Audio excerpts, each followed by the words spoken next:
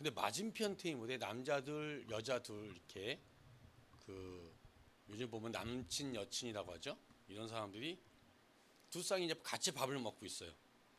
근데 남자들은 앞에 여자친구들이 있으니까 이 뭐라고 말은 못하고 넋이 나가서 그 연예인에게 밥 먹는 모습을 보고 있습니다.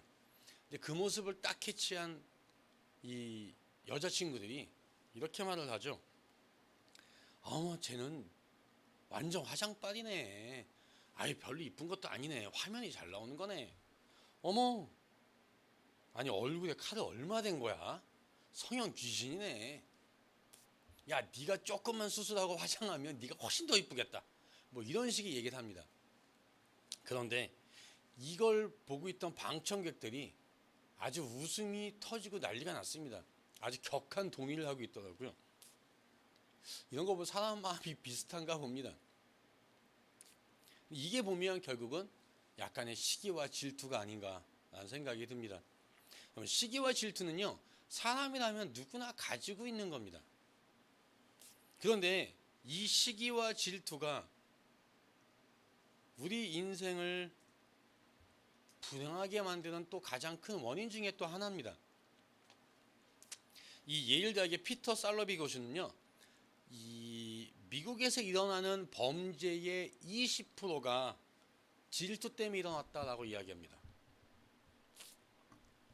그리고 또 질투의 임상학이란 이런 책을 그 저술한 이 화이트 박사는 이혼한 부부의 30%가 질투 때문이다 라는 통계를 또 내놨어요. 그런데 굉장히 흥미로운 어떤 사실이 있습니다.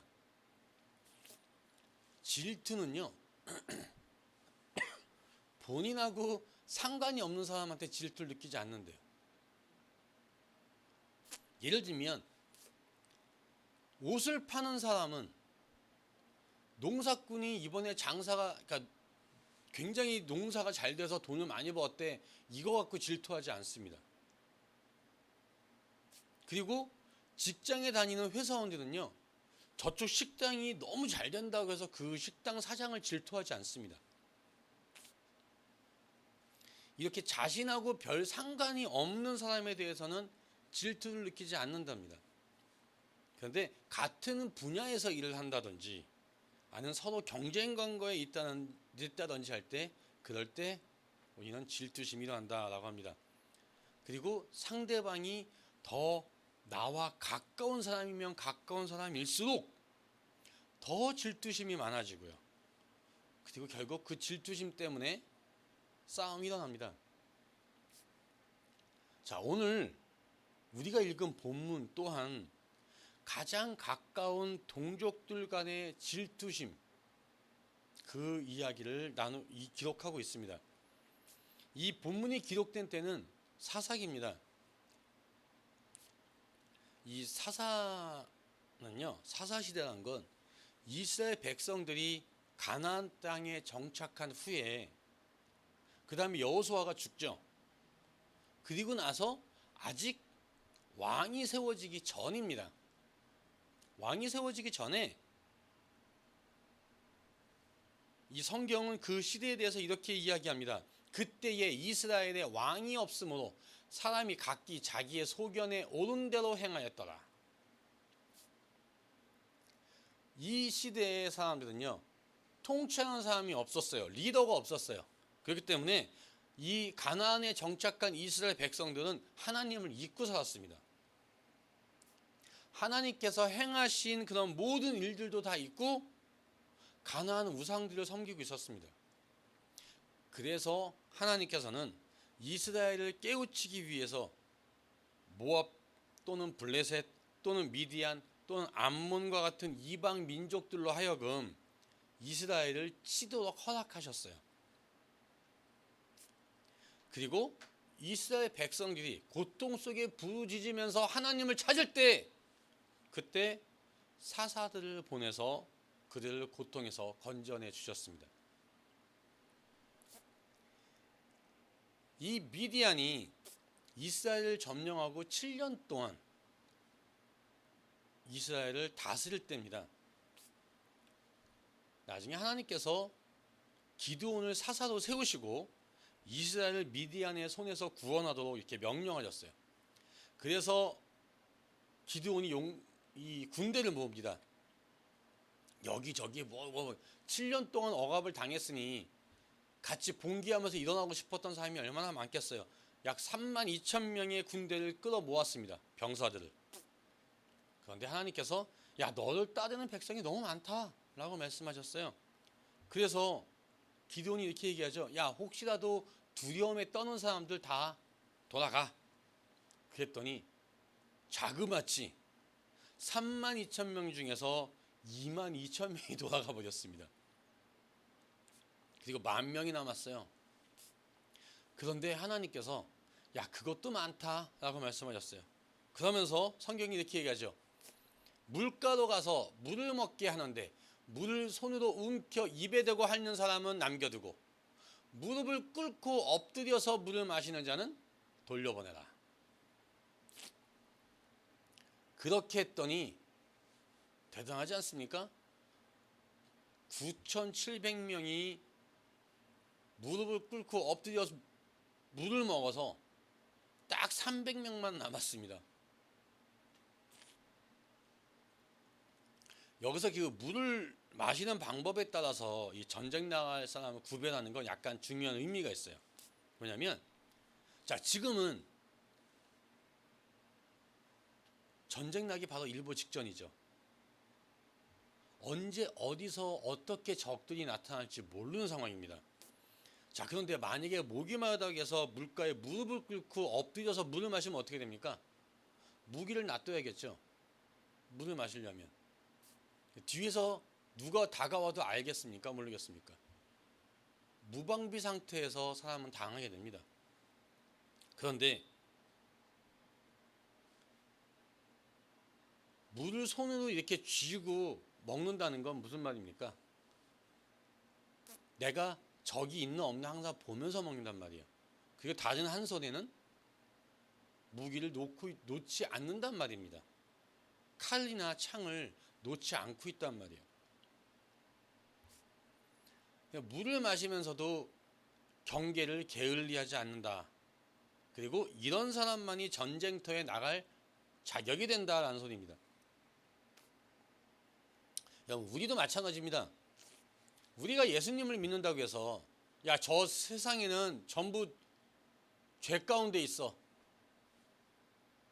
그렇다고 해서 우리가 세상에서 벗어나서 산속에만 살 수 있습니까? 우리는 여전히 이 세상 가운데 살아갑니다. 그래서 우리가 기도하는 것 중에 하나가 그거죠.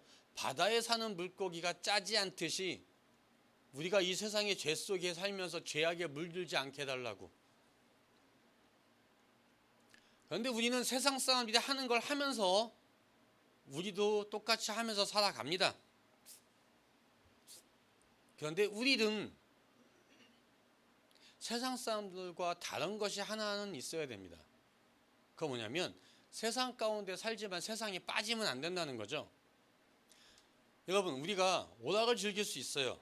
근데 그거에 빠져서는 안 됩니다. 우리가 운동도 할 수 있죠. 뭐 골프 같은 것도 할 수 있습니다. 그런데 그거에 빠져서는 안 되죠. 내가 그거에 빠져서 보통 골프나 이 스노클링 같은 거 하는 분들이 보면요, 그것도 다 좋은데 다 언제 하려고 하냐면 주말에 하려고 합니다. 그래서 교회를 못 가게 만들어요. 야, 우리는 2주에 한 번 가잖아. 한 번 조금씩 빠지는데 뭐 라는 사람들이 굉장히 많습니다. 그래서 미국에서는 가장 많은 게 주말 골퍼가 많고 주말에 스노우클링하러 가는 사람들이 또 굉장히 많습니다. 특히 여기가 캘리포니아라서 더 많은지도 모르겠어요. 그런데 우리가 그런 거에 빠져서 예배 시간을 놓치거나 또는 믿음 생활을 소홀히 해서는 안 됩니다. 그냥 그런 거 딱 털고 야, 나 오늘은 예배 드리러 가야 돼. 야, 오늘은 성경 공부 있는 날이어서 안 돼. 뭐 지금은 내가 성경 읽고 기도할 시간이기 때문에 안 돼. 라는 어떤 자기만의 확고한 의지가 있으셔야 됩니다. 그런 의지가 있으시면 다 하셔도 좋습니다. 근데 만약에 그런 의지가 없다면 아예 그쪽에 발도 안 디는 게 어떻게 보면 여러분한테는 상책입니다. 세상의 물가에 무릎을 꿇고 엎드려서 물을 마시는 사람만큼 사탄이 좋아하는 사람은 없습니다. 근데 결국 기드온이 이 300명을 데리고 가서 이 미디안과 전쟁을 하죠. 그런데 전쟁이 너무 싱겁게 끝납니다. 기드온의 300명의 용사가 나팔을 불고 항아리를 깨트리면서 여호와를 위하라, 기드온을 위하라 라고 소리를 질렀어요. 그랬더니 미디안 군사들이 자기들끼리 서로 죽이고 싸우다가 다 도망가 버렸습니다. 그리고 남은 패잔병들을 추격하기 위해 이 기드온이 에브라임 지파에 도움을 요청을 합니다. 그리고 에브라임 지파는 미디안의 장군 오렙과 스엡을 죽이고 그 머리를 기드온에게 갖고 옵니다. 자, 그런데 여기서 문제가 생겼어요. 에브라임 지파가 기드온에게 시비를 걸어온 거예요. 야, 내가 미디안과 싸우러 갈 때 우리를 부르지 아니하였으니 우리를 이같이 대접하면 어찌 된 일이냐?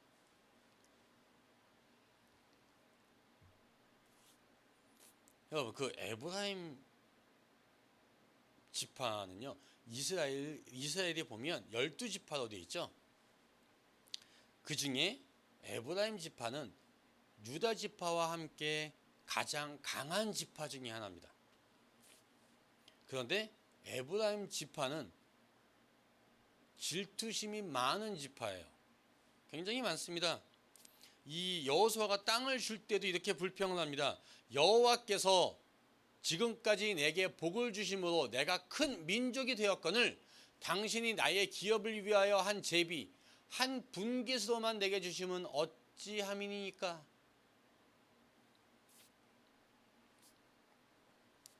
자, 에브라임 지파는요, 가나안 땅 중에서 가장 좋은 땅을 차지했는데도 불구하고 땅이 작다고 불평을 했어요. 또 이사야서에는 또 이런 말씀도 있습니다. 에브라임의 질투는 없어지고 유다를 괴롭게 하던 자들은 끊어지며 에브라임은 유다를 질투하지 아니하며 유다는 에브라임을 괴롭게 하지 아니할 것이요. 자, 이게 무슨 말이냐면 에브라임은요, 자기하고 비슷한 힘을 갖고 있었던 유다를 계속 질투했다는 소리입니다. 그런데 이 힘이 가장 강력한 지파 중에 한 지파가, 거기다가 질투심이 엄청 많은 이 지파가 기드온에게 시비를 걸어오네요. 왜요? 왜 싸우러 갈 때 우리 부르지 않았냐고. 근데 왜 이렇게 질투심이 생겼을까요? 가만 보면요, 첫째는 기드온이 자기들의 지도자로 나서는 게 싫었던 거예요. 여러분, 여호수아는 에브라임 지파 소속입니다. 그래서 누군가 여호수아를 잇는 어떤 그런 민족의 지도자가 나온다면 그건 에브라임 우리 지파에서 나와야 돼 라고 생각을 했지, 므낫세의 지파인 기드온이 지도자가 된다는 건 정말 이 사람들은 상상도 못할 일이었어요. 그래서 질투를 했습니다. 두 번째는 기드온이 세운 공로가 마음에 들지 않았어요. 왜냐하면 너무 컸거든요. 7년 동안 억압받고 있었는데 그걸 쫙 한 번에 물리쳤지 않습니까? 근데 그걸 어떻게 물리쳤습니까? 300명을 가지고 물리쳤죠. 그런데 에브라임 지파가 한 일은 뭐죠? 그냥 도망가는 군대들을 쫓아가서 이 미디안 장군 2명의 목을 벤 거 밖에 없어요. 기드온이 세운 그 공이 자기들이 세운 공과는 비교할 수도 없다라는 걸 알고 있었어요. 그래서 기드온의 공로 때문에 질투했습니다. 그리고 마지막으로 뭐냐면 이게 마지막이지만 또 이게 또 클 수도 있습니다. 전리품 때문에 그렇습니다. 당시에는 은행이 없지 않습니까?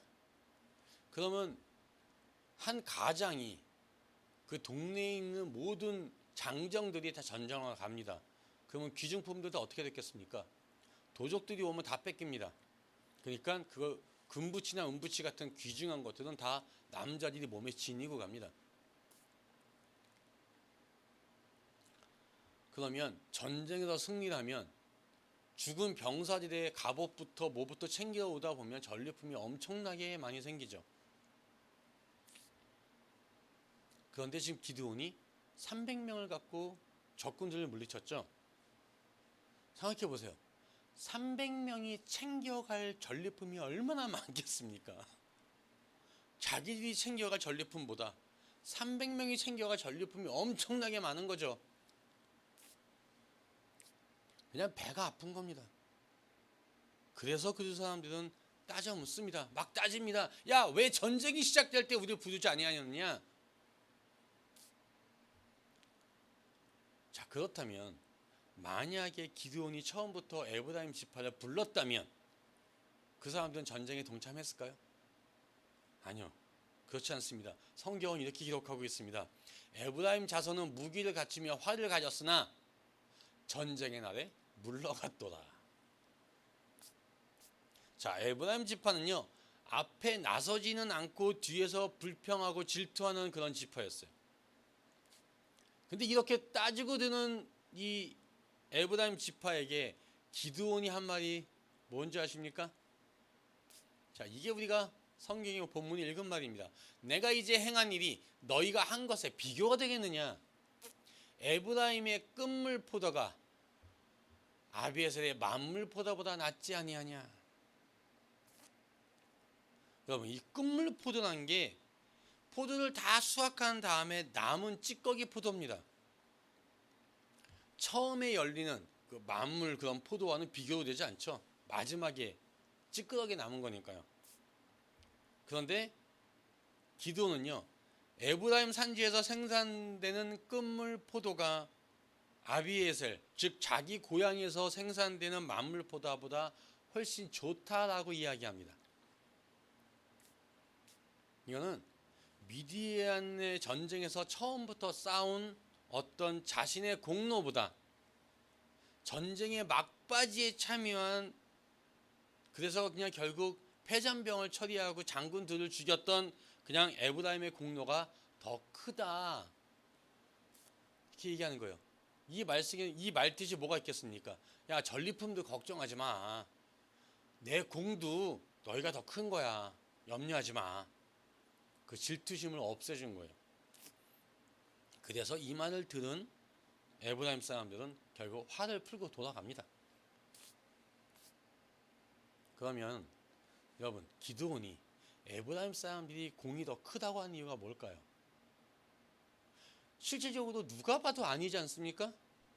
누가 봐도 아닌데 왜 더 크다고 얘기했을까요? 그냥 싸우기 싫어서? 내 이득이 전리품이나 뭐 이런 어떤 다른 이득이 걸쳐 있는데도요, 질투심이 없어서? 아닙니다. 기드온은요, 이 미디안과의 전쟁에서 승리한 이유가 내 300명 때문에 된 것도 아니고 에브라임 때문에 된 것도 아니고 누구 때문에 됐다고요? 하나님 때문에 됐다는 걸 알고 있었기 때문에 그렇습니다. 나도 아무것도 아니야. 너도 아무것도 아니야. 하나님께서 다 해주신 거야.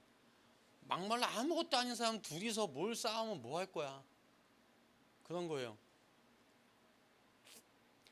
300명이 항아리를 깨트리고 나팔을 부는 것만으로도 정말 메뚜기 떼 같은 적군을 물리친 일이 어떻게 내가 한 일입니까? 기드온은요, 이 전쟁이 하나님께서 승리하게 한 것이지 내가 한 건 아무것도 없다라는 걸 깊이 알고 있었어요.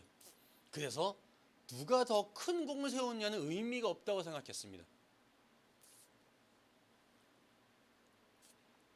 그리고 이게 바로 기드온이 당시의 전쟁을 바라보던 시각이었습니다.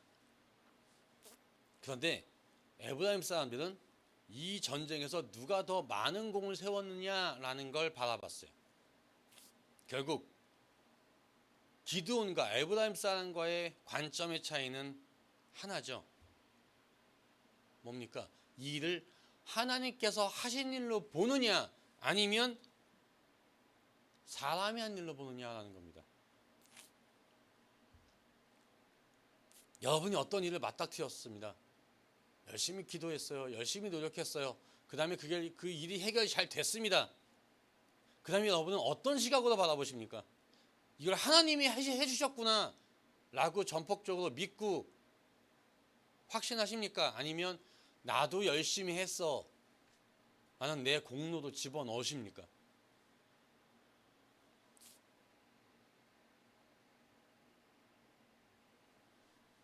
제가 이 질문을 했을 때 저를 쳐다보는 분 한 분, 안 쳐다보는 분 두 분, 대답 없으신 분 세 분.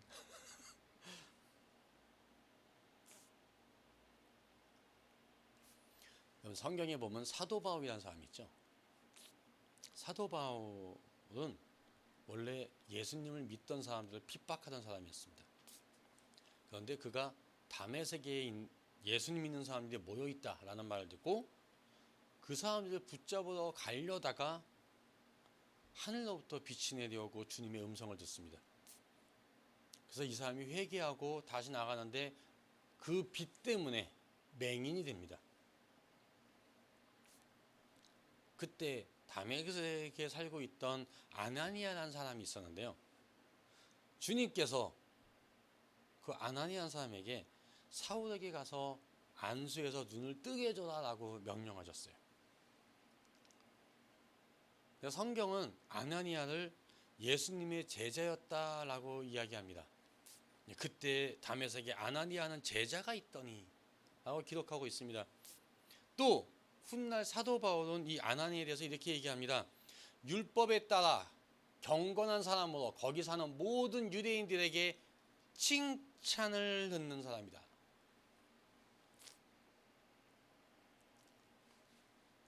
자, 그런데요. 아나니아는 딱 한 번 성경에 등장하죠.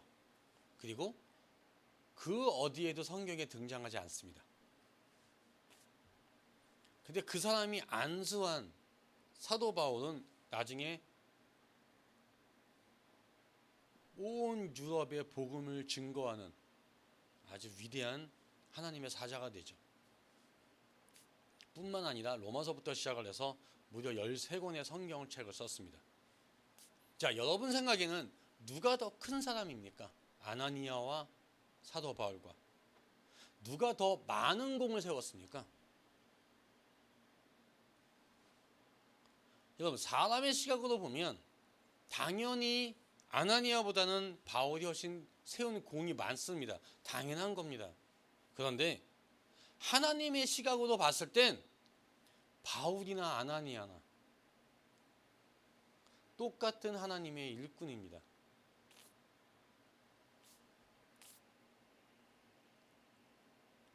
누가 더 큰 공을 세웠다고 비교할 수가 없습니다. 사도 바울은 이걸 아는 사람이었어요. 그래서 사도 바울은 이렇게 고백을 합니다. 내가 나된 것은 하나님의 은혜로 된 것이지 내게 주신 그의 은혜가 헛되지 아니하여 내가 모든 사도보다 더 많이 수고하였으나 내가 한 것이 아니요 오직 나와 함께 하신 하나님의 은혜로다. 아멘. 누가 내 이름을 몰라준다고 해도 뭔 상관입니까? 하나님께서 내 이름을 기억하십니다.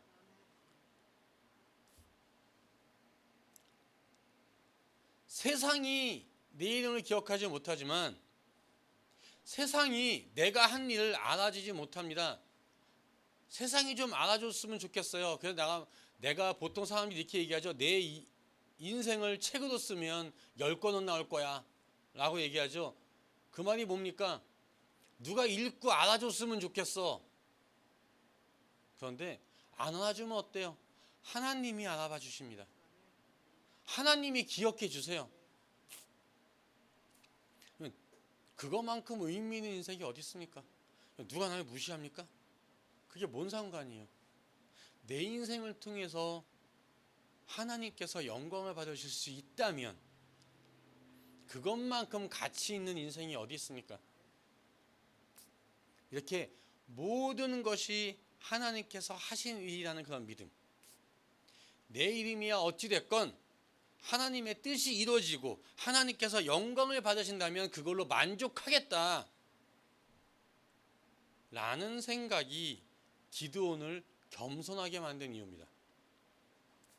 이 기드온의 겸손함이 에브라임의 지파와의 싸움에서도 그 싸움을 피하게 만들고 온 이스라엘의 평안을 갖고 오게 만들었습니다. 여러분들도 이런 믿음을 가지시기 바랍니다. 내가 하는 일은 큰 일이든 작은 일이든 내 공로를 세우는 것이 아니라 단지 하나님께서 나를 사용해 주셨음에 감사하는 그런 여러분들 되시길 바랍니다. 자, 그리고 오늘 본문에 저희가 읽은 본문 12장에 보면요, 똑같은 말이 나와 있습니다. 자, 기드온이 미디안을 물리친 후 80여 년이 지났습니다. 그리고 이번엔 암몬 족속이 18년 동안이나 이스라엘을 지배했습니다. 그래서 이스라엘 백성들이 하나님한테 호소하니까 하나님께서 입다라는 사람을 사사로 내세우셔서 암몬 족속과 싸우게 하시고 입다는 큰 승리를 가졌습니다. 그런데 이번에도 에브라임 사람들이 입다에게 시비를 걸어왔습니다. 야, 내가 암몬 자손과 싸우러 건너갈 때 어찌하여 우리를 불러 너와 함께 가게 하지 아니하였느냐? 우리가 반드시 너와 내 집을 불사르리라. 자, 이번에도 에브라임 사람들이 시비를 걸어옵니다. 왜입니까? 첫 번째는 기드온과 똑같습니다. 입다가 지도자로 나서는 게 마음에 들지 않아요. 자기네 지파가 아니거든요. 똑같이 입다도 기드온과 똑같은 므낫세 지파입니다. 그래서 장자인 에브라임 지파가 자존심이 상했어요. 두 번째, 입다는 출신이 천해요. 기생이 낳은 아들이야. 그리고 어릴 때 막 살았어. 어릴 때 불량배이라고 막 어울리며 살았던 사람이에요. 이런 사람이 자기들의 지도자가 된다는 사실이 불쾌했습니다. 그래서 에브라임 사람들은 입다에게 너와 내 집을 불사르리라 라고 했어요. 온 가족을 몰살시키겠다는 겁니다. 그런데 입다 입장에선 얼마나 황당하겠습니까? 입다는요, 이 전쟁이 있기 전에, 전쟁을 나가기 전에 하나님한테 서원을 합니다. 하나님께서 이 전쟁에 이기게 하시면 제가 돌아올 때 내 집 문에서 나와서 나를 영접하는 사람을 번제물로 드리겠습니다. 야, 죽여서 하나님께 제사 드리겠다 해서. 아마 입다는 자기가 오면 제일 먼저 보통 시종들이 이렇게 나와서 하지 않습니까? 그걸 생각했을 겁니다. 그런데 전쟁에 승리하고 딱 왔을 때 제일 먼저 온 사람이 자기의 사랑하는 딸이었어요. 입다는 정말 눈물을 머금으면서 하나님께 한 약속을 지키기 위해 딸을 죽여서 번제물로 드립니다. 목숨 걸고 싸웠습니다. 하나님께 약속을 지키기 위해서 딸까지 번제물로 드렸습니다. 자, 그런데 그리고 간신히 승리하고 왔는데 에브라임 사람들이 야, 왜 우리 부르지 않았느냐? 너와 내 집을 불사를 것이다 라고 시비를 거는 거예요. 그렇다면 입다가 에브라임 사람들을 부르지 않았습니까? 아니, 성경은 이렇게 이야기합니다. 나와 내 백성이 암몬 자손과 크게 싸울 때에 내가 너희를 부르되 너희가 나를 그들의 손에서 구원하지 아니하는 거로 나는 너희가 도와주지 아니하는 것을 보고 내 목숨을 돌보지 아니하고 건너가서 암몬 자손을 쳤더니. 아멘. 자, 도와달라고 했어요. 니들이 안 왔잖아. 자, 여기서 입다는 화가 날때어났습니다. 그래서 그 길로 군대를 소집해서 에브라임 사람 42,000명을 죽여버렸어요. 자, 그리고 결과가 어떻게 됐죠? 입다는 몇 년 후에 쓸쓸하게 죽습니다. 자, 다른 사사들은요, 다 가족들의 이름이 성경에 기록되어 있어요. 그런데 안무는 가족들의 이름이 없습니다. 죄송합니다. 입다는 가족들의 이름이 없습니다. 입다는 외롭고 쓸쓸하게 죽고 말았어요. 자, 그렇다면 거기에 했었던 에브라임 지파는 어떻게 됐겠습니까? 에브라임 지파는요, 나중에 솔로몬이 죽은 다음에 왕국 북이스라엘로 가서 하나님 대신에 우상을 섬기는 나라가 됩니다. 그러다가 나중에 아수르의 침공을 받아서 멸망합니다. 자, 요한계시록에는요, 하나님의 입맞은 자, 즉 구원받은 자의 숫자가 나옵니다. 근데 각 지파마다 몇 명이요? 1만 2천 명의 구원을 받습니다. 그런데 에브라임 지파는 여기서 제외되어 있습니다. 다시 말해서 에브라임 지파는 단 한 사람도 구원을 받지 못한다는 겁니다. 자, 입다와 에브라임 지파, 결국 이 사람들에서 비참하게 이런 결말이 난 이유가 뭘까요? 그 이유는요, 자기 공로를 내세워서 그렇습니다. 전쟁을 이기게 하신 하나님께 영광을 돌리지 않고 서로 자기가 잘했다고 자기 공로를 내세웠기 때문에 그렇습니다. 서로의 질투심이 서로를 죽이게 된 겁니다. 우리는 여기서 예수님께서 십자가에 달리셨던 그 모습을 기억해야 됩니다. 예수님께서 심포도주를 받으신 후에 다 이루었다 하시고 머리를 숙이시니 영원히 떠나가시니라. 자, 주님께서는요, 우리를 구원하시기 위해서 십자가에 달리셨습니다. 자, 그 예수님의 공로를 아는 사람이 그 당시에 단 한 명도 없었습니다. 그런데 예수님은 묵묵히 그냥 하나님의 뜻을 다 이루셨습니다. 그리고 다 이루었다 라고 말씀하셨어요. 정말 사랑하는 성도 여러분, 입다의 그런 삶이 아니라 기도원의 삶을 사시기 바랍니다. 사람을 살리는 하나님의 뜻을 이루는 여러분 되시기를 예수님의 이름으로 축원합니다. 함께 기도하시겠습니다. 사랑해 주님, 감사합니다. 정말 주님, 하나님께서 바라시는 삶이 어떠한 삶인지, 우리가 내 공로를 내가 한 것만 너무 내세우는 것이 아닌지 다시 한번 생각하게 해주시옵소서. 이 모든 것이 내가 나된 것이 다 주님의 은혜인데, 내가 나되기까지에는 내 역할이 조금은 있지 않았을까, 내가 얼마나 노력하는데 라는 생각을 버리게 해주시고 온전히 주님께만 영광 돌릴 수 있는 그런 저희가 되기를 원합니다.